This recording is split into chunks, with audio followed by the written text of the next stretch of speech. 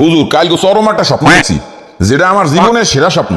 আমি স্বপ্ন দেখি যে রাসূল পাক সাল্লাল্লাহু আলাইহি সাল্লাম নবী রাসূলগুলো মিটিং করতে আসে। আমি হ্যাঁ গেছি, যাই দিয়ে ভিতরে অনেক বড় প্রোগ্রাম। আমি বাইরে যাই গিয়েছি। ও আচ্ছা।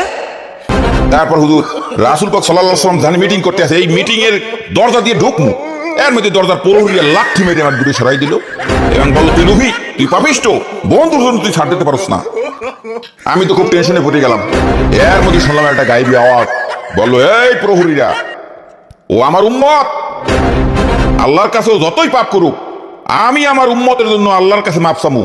তোরা ওরে ভিতরে ঢুকতে না দিলেও এই মিটিং স্থলের বাইরে যত সৌন্দর্য আছে এগুলো দেখা। হুজুর তাইলে আমি আশা করতেই পারি এত ভালো স্বপ্ন দেখা ওই অমূর্ত ফলটা আমিই লাভ করবো। হুজুর এখনো কিছু বলা যায় না বাসা, এখনো মাওলানা আব্দুস সামাদের জাদু বাকি আছে।